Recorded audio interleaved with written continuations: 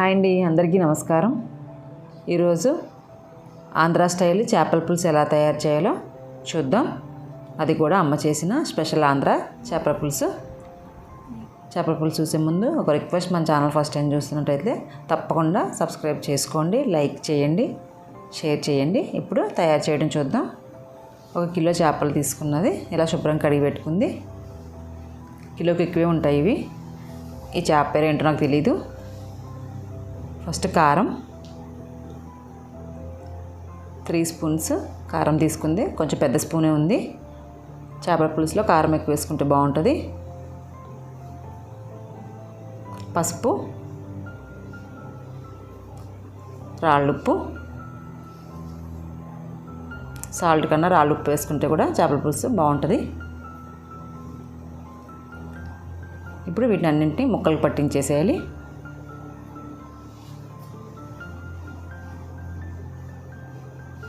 పేస్ట్లో ఏం చేసుకోక్కర్లేదు, ఇలా పట్టించేస్తే సరిపోద్ది. ఇలా అన్నిటికీ పట్టించేసింది. ఇప్పుడు వీటిని పక్కన పెట్టేసుకుందాం.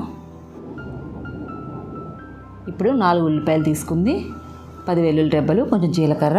చేపల పులుసులో మసాలాలు ఏమీ వేసుకుంటే బాగోదు. ఈ 3 ఇంగ్రీడియంట్స్ చాలా బాగుంటాయి. చింతపండు కూడా తీసుకుంది. ఒక పెద్ద జామకాయ అంత సైజు చింతపండు తీసుకుని వాటర్ వేసుకుని నానబెట్టుకోవాలి. ఇది కూడా పక్కన పెట్టేసుకుందాం. ఇట్లా పేస్ట్ చేసింది. మరీ స్మూత్ పేస్ట్ కాకుండా కొంచెం కచ్చాపచ్చగా చేసింది. ఒక 8 పచ్చిమిర్చి తీసుకుంది. పచ్చిమిర్చి ఎక్కువ వేసుకుంటే పులుసులో చాలా బాగుంటుంది. ఇప్పుడు కడాయి పెట్టుకుని ఆయిల్ వేసుకుందాం.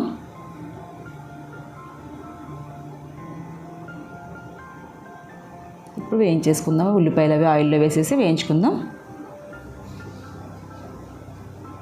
అమ్మ చేసిన చేపల పులుసు చాలా బాగుంటుంది. మా వారికి చేపల పులుసు అంటే ఇష్టం, అందుకే వస్తే కంపల్సరీ చేపల పులుసు చేసిద్దమ్మా.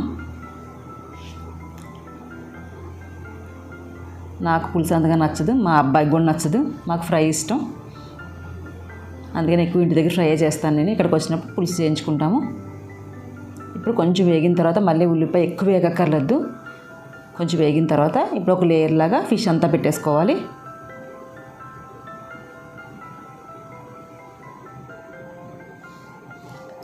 ఇలా మొత్తం పెట్టేసుకున్న తర్వాత మూత ఏం పెట్టకూడదు, తెరిచిపెట్టే ఉంచాలి ఇట్లా.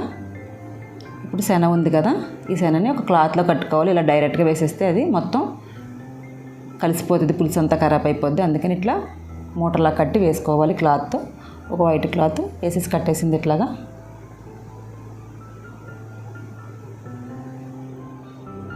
ఇలా ముడి పెట్టేసుకోవాలి.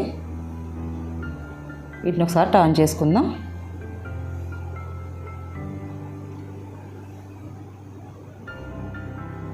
మొత్తం అని ఇలా తిప్పేసుకోవాలి ఒకసారి. మరి ఎక్కువ టైం ఏమి వేగించాల్సిన అవసరం ఏం లేదు. ఇప్పుడు చింతపండు పులుసు వేసేసుకుందాం. మరి చేపలు ఎక్కువ వేయించేస్తే మనం పులుసు వేసిన తర్వాత విడిపోతాయి, అందుకని మరీ ఎక్కువ వేయించక్కర్లేదు. ఇలా కలిపేసుకుని ఇప్పుడు కొంచెం వాటర్ కూడా వేసుకోవాలి.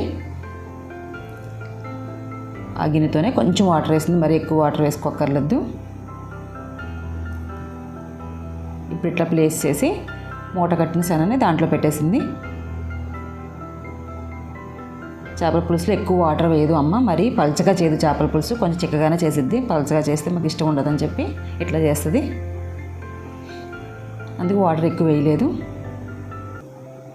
ఉడకడం స్టార్ట్ అయింది, ఇంకా ఉడకడానికి టైం పడుతుంది.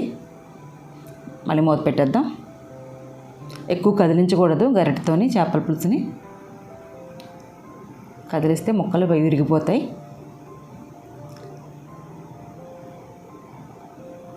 మళ్ళీ ఒకసారి చూద్దాం.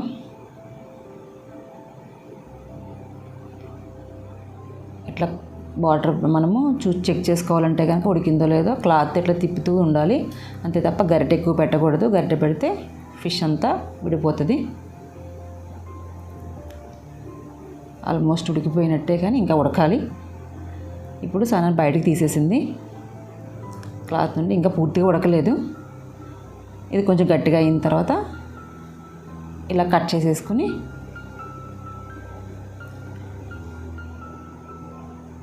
ఇట్లా చిన్నగా ఆడు పెట్టేసి మళ్ళీ పులుసులో వేసేసింది. ఇది కొంచెం ఉడకడం వల్ల ఇప్పుడు పులుసులో కలిసిపోదని చెప్పి అట్లా వేసేసింది. ఇట్లా వేస్తే మంచిగా ఉడుకుద్ది. ఇంకా అదేం డిస్టర్బ్ కాదనమాట.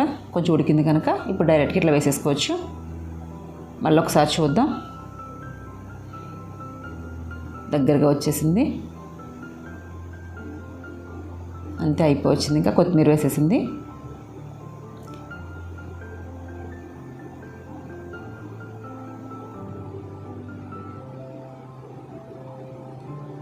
అయిపోయింది.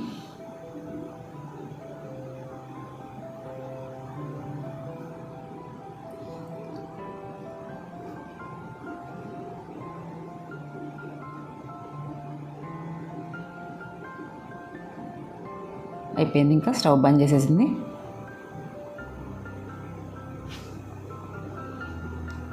అంతే, చేపల పులుసు రెడీ అయిపోయిందండి. మా అబ్బాయి గారు పెట్టడానికి రెడీ చేసింది. అమ్మమ్మ ఇంటికి వస్తే అమ్మమ్మలే కదా మన వాళ్ళకి అన్నం తినిపించేది. మనవాడికి చక్కగా అన్నం తినిపిస్తుంది. మా అబ్బాయి సమ్మర్ హాలిడేస్ని ఇలా ఎంజాయ్ చేస్తున్నాడు. Thanks for watching.